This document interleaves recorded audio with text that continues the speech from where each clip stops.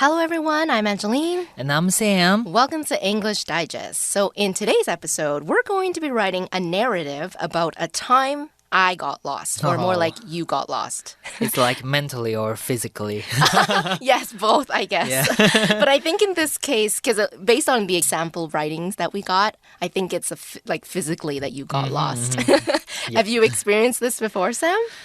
Yeah, I remember the time when I was studying in Portugal, and that was the time when we don't have smartphones or Google Maps. Okay. Yeah, thankfully Portuguese, they're like super friendly. They're super friendly. Yeah. So, and you were able to speak Portuguese to ask them for directions. They actually speak like really fluent English. Oh, yes, okay. Yeah. So it's okay for you to get around in Portugal without knowing Portuguese. Okay. So what actually happened? Did you take a wrong turn, or were you like wandering around? How did you get lost? Actually, I just got out from like my hotel, and it's like lots of like small alleys. Yeah. Okay. Yeah, and I went into one of them, and then I like, how do I go back to my hotel? Like, I was lost. I was looking at my map, like, where am I? Yeah. How long did it take you to kind of get your way around, or I think to find out where you... about like 5 minutes. It's not really long, but like mentally, you were scared. Yeah, I was scared. A little bit worried, right? Yeah, and there was a stranger like came to me and he said like,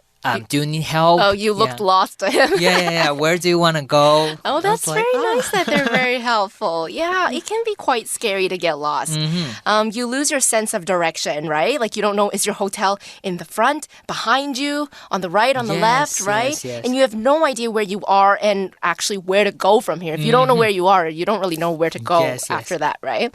Well, writing about a time you got lost doesn't have to be as scary as the experience itself. We're here to point you in the right direction to complete this writing exercise. So let's take a look at our writing prompt.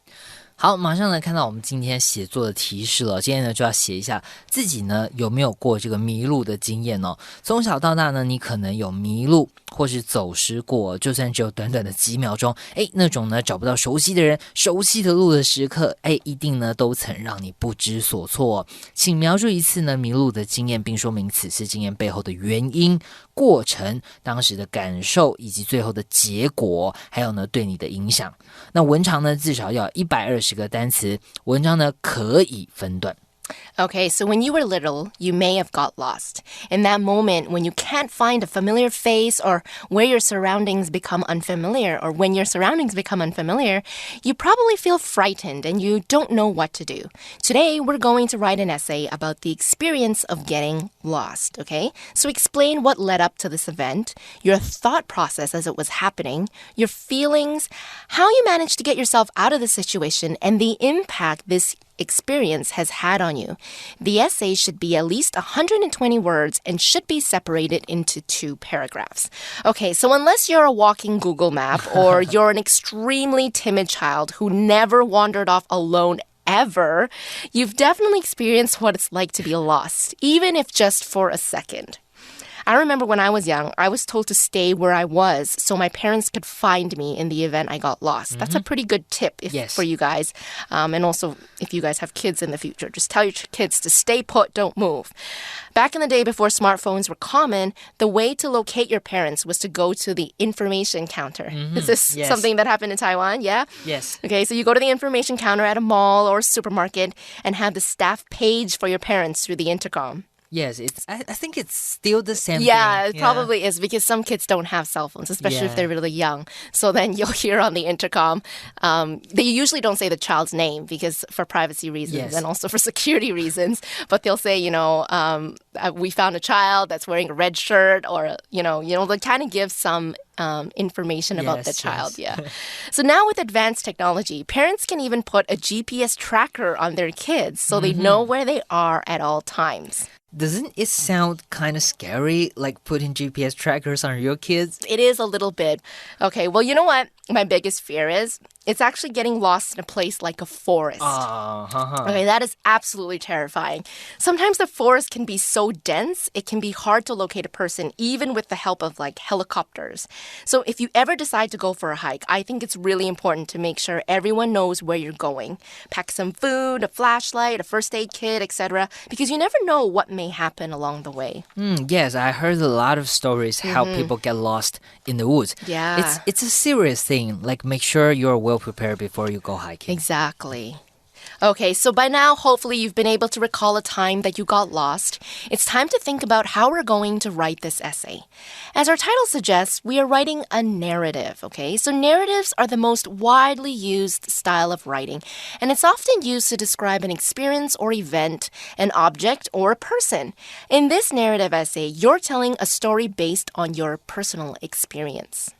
今天呢，我们就要描述的这个一个故事哦，所以呢，顾名思义，它就是一篇叙述文了。叙述文呢是一种运用非常广泛的文体哦，它非常常出现在这个考题当中。可能呢，它是要你这个描述经验或是事件。比方说呢，像是今天的文章就要你来描述你迷路的经验，或者是呢，它也可能是要考你描述物品，例如呢，这个你收过最珍贵的礼物是什么这样子的题目。那另外呢，也很常要来描述人物，比方说呢，你最好的朋友、你的楷模等等呢。那上述的这些题目呢，都是属于这个叙述文了。那不管是什么文章呢，包含今天的叙述文也是呢，我们的作文还是要有这个起承转合了，也就是呢，我们英文文章所说的引言 introduction 文章主体 body 以及这个最后要给它下一个结论 conclusion. Okay, so regardless of what type of essay you're writing, you should always have an introduction, a body, and conclusion, as what Sam said. So in the introduction, you will present the ideas that you are going to talk about in your composition. Here are some ideas you can discuss in your introduction. Maybe, what did you think of this experience before it happened? For example, maybe you thought you'd never get lost, or that even if you got lost, it wouldn't be the end of the world, okay? So you were really confident that, you know, getting lost was never something that would happen to you, or that it would be very easy for you to solve this problem. You can also talk about what people generally think about this topic. For example, you might say, it's not uncommon for kids to get lost at some point during their childhood. Your introduction will also have your thesis statement, which is the sentence or two that explains what the article is going to be about. 好，首先呢，马上看到了 introduction 呢，就是我们文章的引言哦，最开头的部分。那说明呢，书写此篇文章的动机。那全文的这个主旨句哦，通常呢也会在这段点出来呢，让读者呢一看，马上呢就知道，哎，今天呢我们这篇文章要说的是什么了。那今天这篇这个描述经验的文章来说呢，建议大家可以用这几种方式呢来写你的引言，来开头你的文章。你可以说一说呢，在这个经验发生之前哦，你对这个经验抱持是什么样的看法？比方说呢，觉得说，哎，我怎么可能会迷路呢？然后呢，我们再带出来，你真的迷路之后有什么不同的感受？或是呢，我们也可以说一说，一般人对于这个经验有什么样的看法？比方说，我们可以用这个俗语啊、谚语来开头，或者说，这个小朋友呢，通常都是很容易迷路的，这样一般人的看法来开头。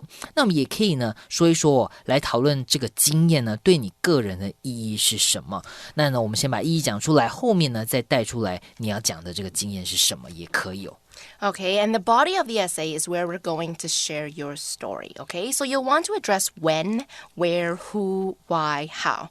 You can describe the order of events in chronological order or use flashbacks. So a flashback is a scene that takes the narrative back in time from the current point in the story. A flashback is useful in stories that involve characters' memories or large leaps in time. So just remember to be consistent with whatever tense you use in your flashback. Another thing to keep in mind in the body of the essay is that you'll want to include background information that will help the audience understand the story better. Okay, so you'll want to provide other supporting details to make the reader more involved in the story.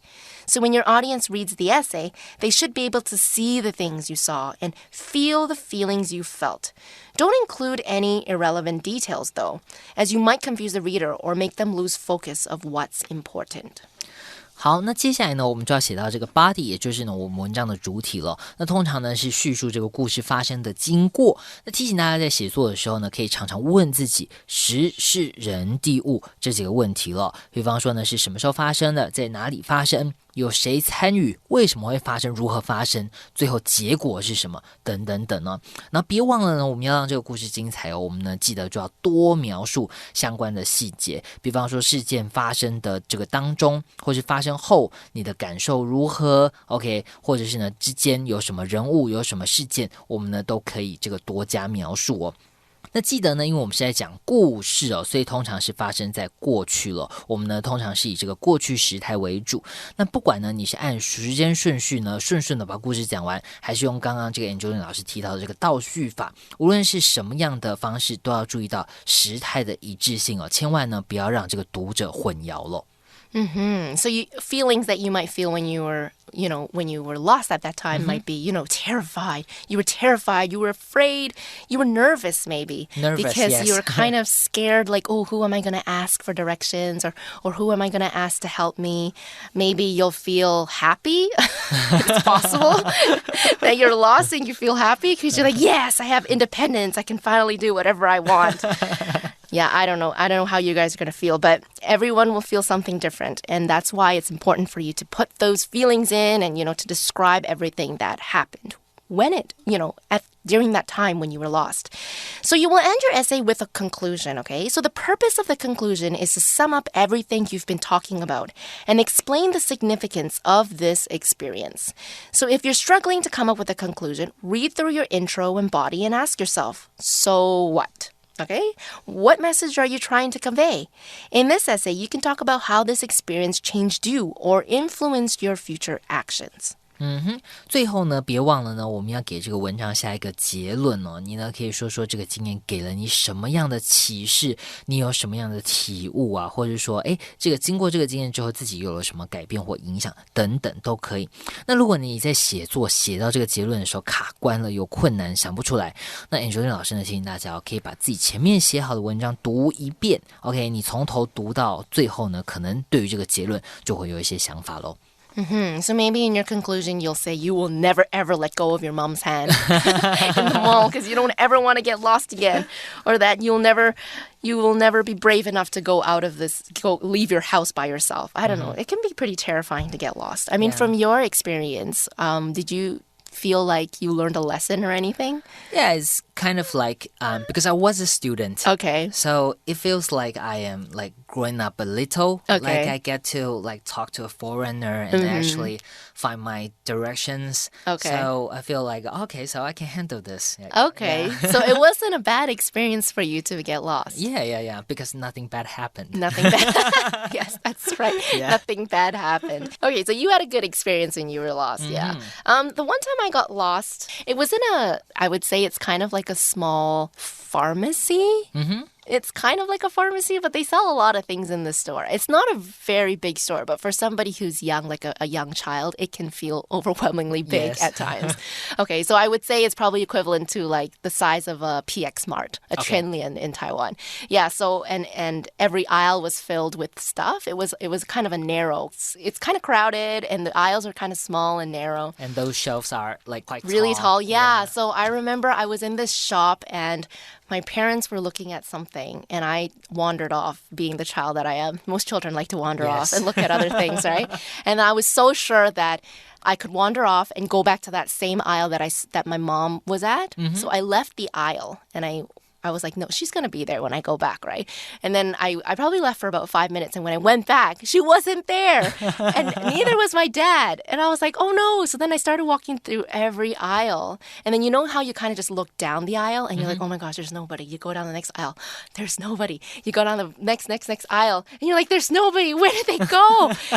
And you know, when you're a kid, you kind of don't have common sense, right? And you're like, oh, my gosh, did they leave without me? Did they forget that I was in the store with them? Oh, my gosh, did they drive off? Did they go home? How am I going to go home? You just start freaking out. And then finally, I did the same thing. I went back and checked through every aisle. And then finally I saw my parents. But it wasn't a very long time that I was lost. Maybe like 10 minutes, but those 10 minutes felt like an hour. Yes. Yeah, so getting lost can be scary. And I think there's a lot of emotions and just a lot of things that you can talk about in your essay. There's a lot of like description and vivid imagery that you can put in there. Yeah, especially like describe how you feel. Yeah, because like you said, like those 5 minutes is like forever. It feels like it's a long time. Yeah. So now that we have a general idea of how we're going to write this narrative paper, it's time to put our outline together. So writing an outline can be just as important as the essay itself. It can help you organize your ideas into a logical order that makes sense. Now, outlines can also help you identify where gaps in your thinking may exist and whether you have sufficient evidence to support each of your points. Now, let's take a look at the sample outline provided in the magazine. Okay, so our topic sentence 1, it says, I'll never forget a time I got lost. Now, this is a good topic sentence. It's concise. It's to the point. It tells the audience exactly what this essay will be about. Okay, and then it gives supporting information. What happened during that time you got lost? Well, the writer says, I used to run errands for my parents when I was young. I always went back home the same way. One day, I decided to take other alleys. And finally, I got lost. Bad decision. OK， 马上来看到我们这个范例文章了。在这边呢，它的主题句呢，开头就非常的明确了，他马上就讲说，我永远呢不会忘记这个我走失的那一次经验。马上呢，我们就知道说，今天的主题呢，他就是要讲他这个走失的经验了。那他在这个主题句下面呢，就给了几个重点呢，来支持他的主题句开始呢讲说他这次这个走失的经验。他说呢，他总是呢会帮他的这个爸爸妈妈呢。去怎么样呢 run errands 去帮忙跑腿当他还是这个小朋友的时候，那呢他怎么说呢？他说他每一次回家呢都是走同一条路，但是呢有一天 one day I decide to take other alleys 我决定呢要走别条巷子，结果怎么样呢？就这个走失了。那我们可以预期呢在第二段落的时候呢，我们的作者呢就会讲一下走失之后开始进入重点有什么样的转折了。So like Sam said, the next paragraph should talk about, what happened after the person got lost. Okay, the second paragraph will begin with this topic sentence. It says, I didn't know what to do, so I sat down and cried. That sounds like something that I might do too, especially if you're a really young child. You don't know what else to do, right? Yes, so sitting down and crying, that's actually kind of a smart decision, a smart move, because it says, an old lady found me and helped me find my way home, right? So if you were just sitting there and maybe just staring out into space, people might not think that you need help. Yeah. But if you're crying, you're distressed, then likely somebody will approach you, like right? Draw attention to yourself. Exactly. Okay. And then the writer says, my parents weren't angry, just relieved. Okay, those are some nice parents. Yeah. 好，马上呢第二段落，果然呢我们的作者迷路之后怎么样呢？他说呢他不知道怎么要做什么事情要怎么办所以呢他就这个坐下来然后开始大哭了。那果不其然呢就总算呢有好心人注意到他呢，他说呢 an old lady 一位呢这个比较年长的女士呢看到了他，并且呢帮助他找到回家的路那最后怎么样呢？他的父母有没有生气呢？没有，他的父母没有生气反而是怎么样 relieved 松了一口气你总算是回家了。那最后呢别忘了我们文章故事讲到这里，最后呢要给他下个结论咯。Okay, and in the conclusion, the writer tells us how this experience has shaped him or her. It says, I always pay attention to where I am now. Okay, so we are going to take a quick break before we take a look at our basic sample and our advanced sample. So don't go anywhere.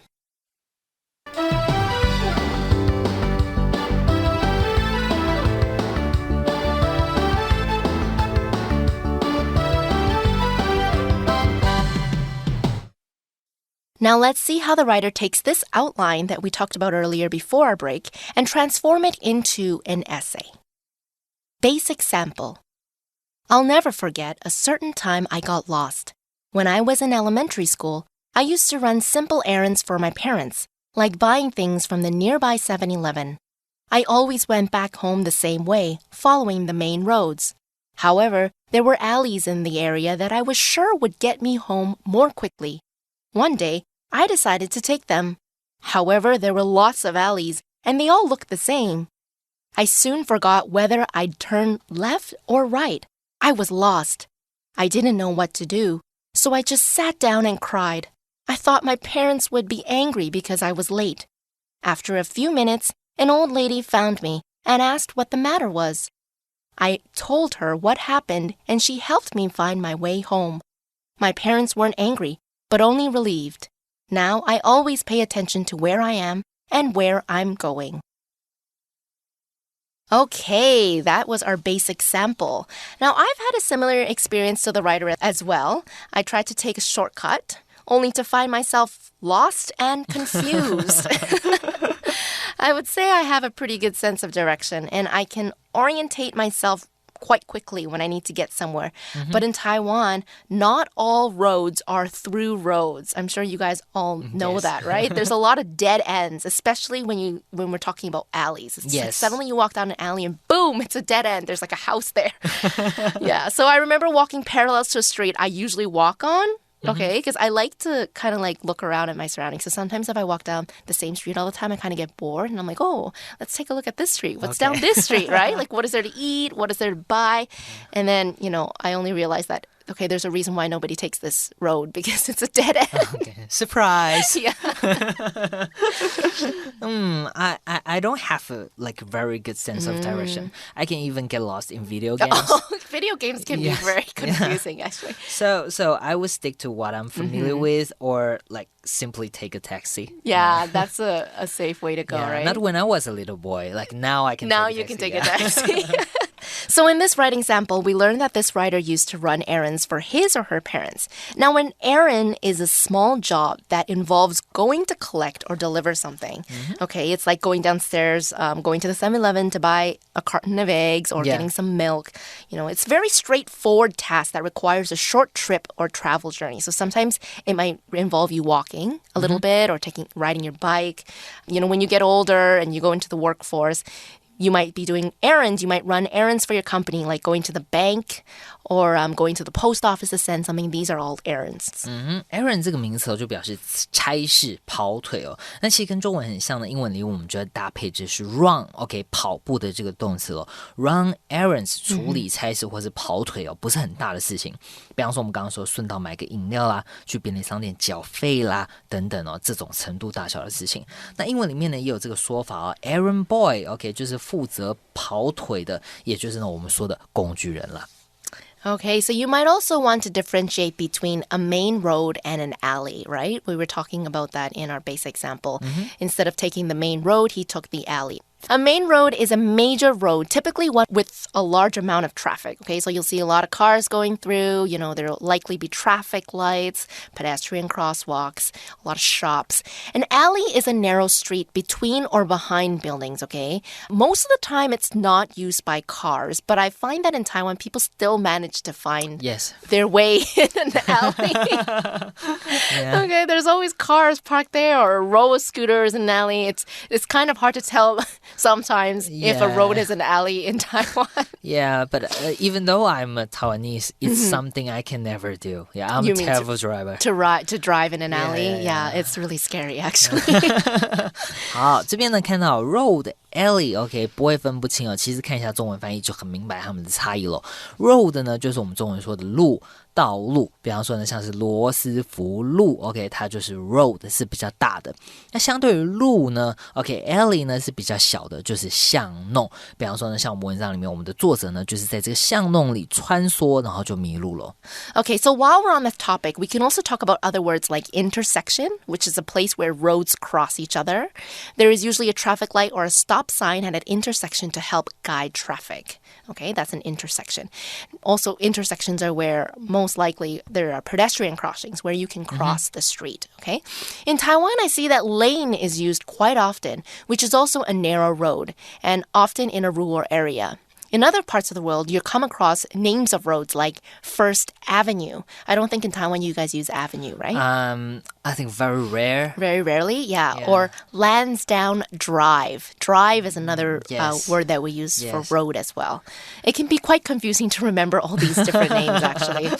OK， 这边呢我们就讲到说，其实英文里面有很多种讲这个路的讲法，比方说呢像是 intersection 就是讲这个交汇的地方，比方说像十字路口就是 intersection。那另外呢还有这个巷弄呢，很常在英文里面我们会另外一个单词 lane。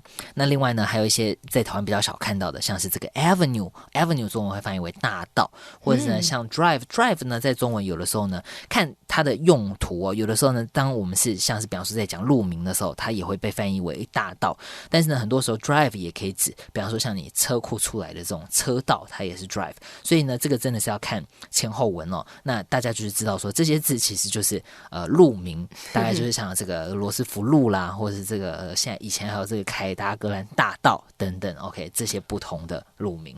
Okay, so that's our basic sample. I think we talked about most of everything in that sample. Now we are going to take a look at our advanced sample. Okay, so let's take a look at it now. Advanced sample. I think every kid has at least one time in their life when they feel hopelessly lost. In my case, the incident occurred when I accompanied my mom to a department store at age 5. No sooner had we gotten inside than I was already running circles around my poor mother.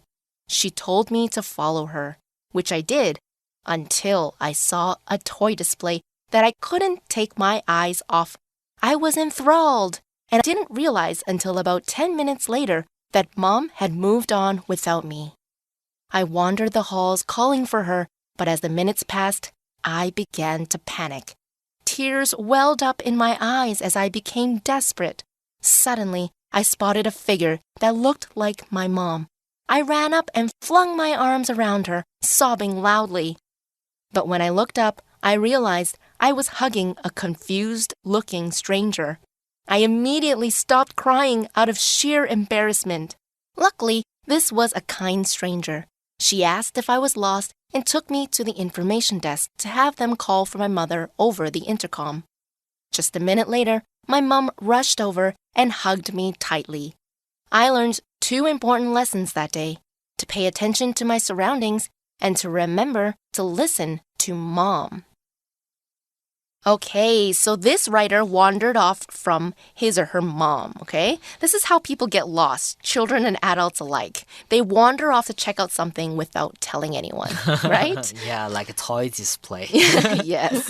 Okay, wander 这个动词呢就是闲晃了，那 wander off 呢就是闲晃着不见了，不知道跑到哪里去了。那你也可以说呢 wander around, OK， 在什么地方闲晃，或是呢直接我们也可以说 wander 后面加上一个地方表示是徘徊。And this writer used a lot of descriptive language that helped to visualize how he or she was feeling at that time and what was going on. At first, the writer felt enthralled, right? Enthrall means to hold the attention of someone by being very exciting, interesting, or beautiful. This toy display enthralled the writer. Enthrall 这个字呢，中文就翻译为使着迷吸引住。比起呢 attract 这个字呢，它感觉更加的魔性了，像是这个，比方说 bewitch 或者 fascinate 这样子，好像是呢被下了魔咒，或是呢有魔药这么着迷的感觉。Okay, so just when it sounds like this story might end tragically, the writer is reunited with his or her mother, or is she or he? Surprise twist! The writer hugs a confused-looking stranger. This is so embarrassing. Isn't it? Yes. It is so embarrassing. You'll definitely stop crying out of sheer embarrassment, okay? So the word sheer is used to emphasize the amount or degree of something. For example, after her 2-week-long vacation, Nancy was overwhelmed by the sheer volume of work on her desk. I can imagine that. Okay, sheer 这个字呢，当成形容词是表示轻薄的、清透的。例如这种会透视的布料，我们就可以说的是 sheer fabric， 很薄的。但是它用来表示程度的时候很不一样了，它只是表示完全的、彻底的意思了。例如呢，我们作者这边呢，它是完完全全的、非常非常的羞耻了，或者是呢，我们可以说 it's sheer nonsense。听你在胡说。Okay, so we've actually come to the end of our episode today, but I think we had a good discussion about getting lost. You guys have had a chance to listen to two experiences, Sam's experience and my experience of getting lost. It was kind of interesting, right? Anyways, we will leave you to write your essay. Hopefully, we gave you some good ideas, some good writing tips. This is all that we have for today. This is Angeline. This is Sam. Goodbye. Bye.